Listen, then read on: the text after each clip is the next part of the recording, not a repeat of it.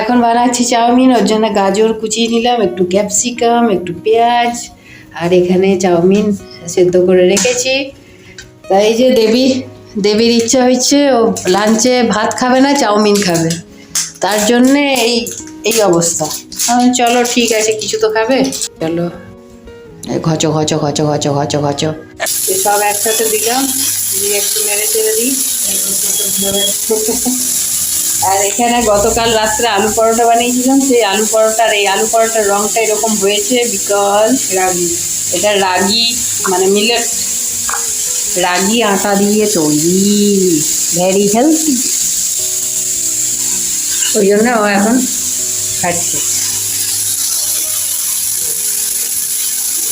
একটু এটা হচ্ছে চাউমিন মশলা, একটু দিই, তারপর চাউমিনটা দিয়ে দেবো।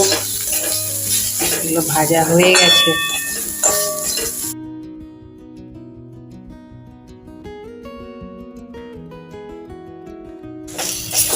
তো চাউমিন মশলাও দিই না, তো আজকে নিয়ে এলাম, ভাবলাম না একটু জুত করে বানাই, নইলে ম্যাগি মশলা দিয়েই আমি বানাই বেশিরভাগ।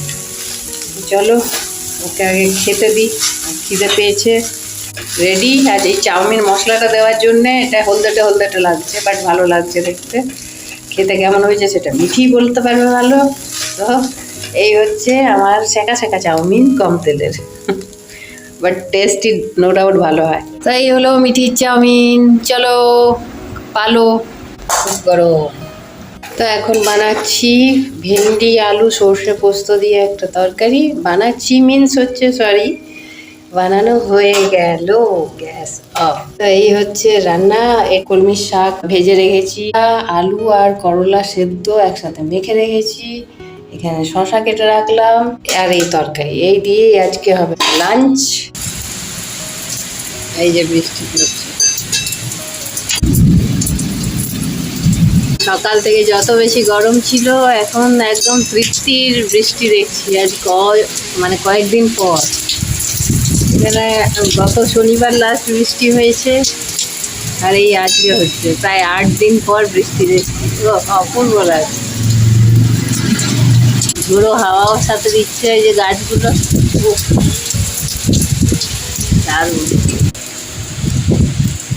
গত 1 সপ্তাহ ধরে বৃষ্টি ছিল না, কিন্তু ওই মাঝে মধ্যে রোজই সন্ধ্যাবেলা 7টা বাজলেই দেখছি কোথাও না কোথাও বৃষ্টি হলে, সারাদিন প্রচুর গরম, কিন্তু আশেপাশে কোথাও বৃষ্টি হওয়ার ফলে দেখছি যে আমাদের এখানে ঠান্ডা হয়ে যাচ্ছে। সারাটা দিন যেভাবে হোক পার করলাম, সন্ধ্যার থেকে একদম ঠান্ডা হয়ে গেছে। তা এখন তো বাজে বেলা 4:30, আর বৃষ্টি হচ্ছে বাইরে। এই যে রাধাকুণ্ডে হেঁটেছিলাম, তার এই যে ফল, অ্যাকচুয়ালি এটা হচ্ছে 2 মাস আগের কর্মের ফল। হচ্ছে গত 2 মাস আগে যখন আমি বৃন্দাবন ধাম গিয়েছিলাম, তখন ওখান থেকে গিরিরাজ্য পরিক্রমা করতে গিয়েছিলাম।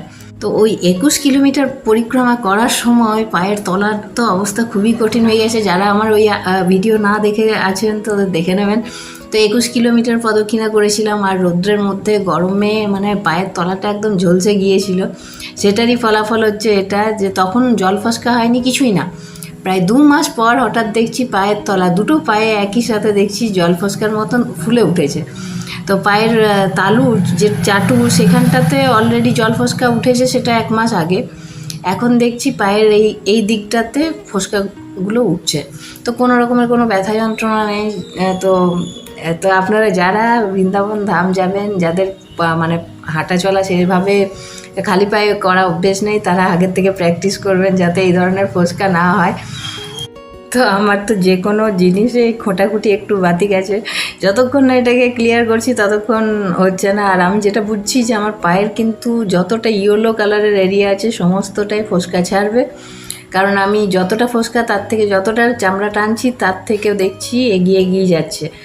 যতটা ইয়েলো কালারের এরিয়া দেখছেন পুরোটারই ফোসকা ছাড়বে, পায়ের তলার পুরো চামড়াটাই নতুনভাবে আবার তৈরি হবে।